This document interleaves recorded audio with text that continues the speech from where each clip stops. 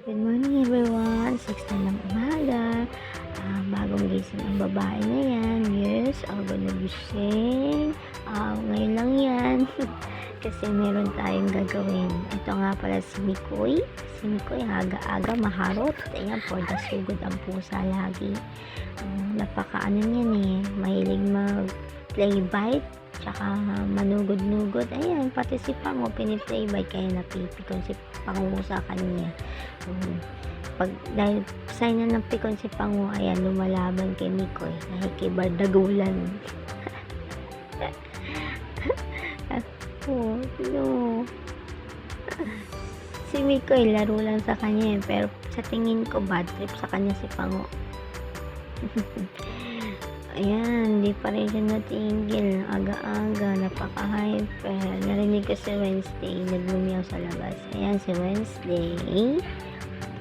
Ito, si Lily. Ayan, meow. Meow. Nagmeow sila. Sign niya na humingi sila ng pagkain. Pero sorry mga junakis. Dahil nakapasting sila. Kailangan 8 or 10 hours daw nakapasting bago isabak sa kapon.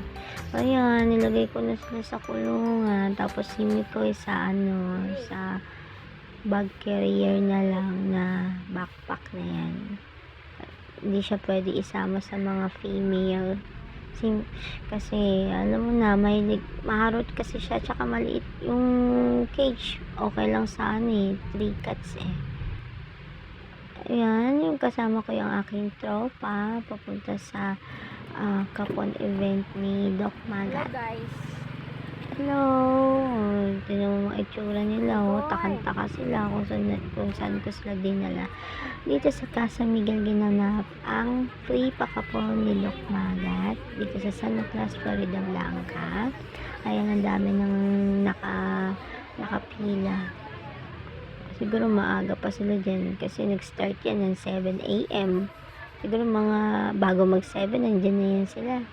Kami, pumunta kami around 8 a.m. na. Habang naghihintay, ayan.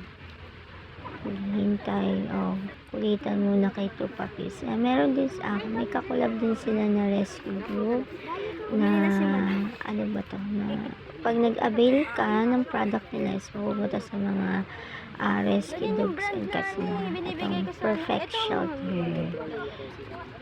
And nag-avail din kami dyan. Tapos may freebie din sila na ano ba freebie nila? Vitamins and ano ba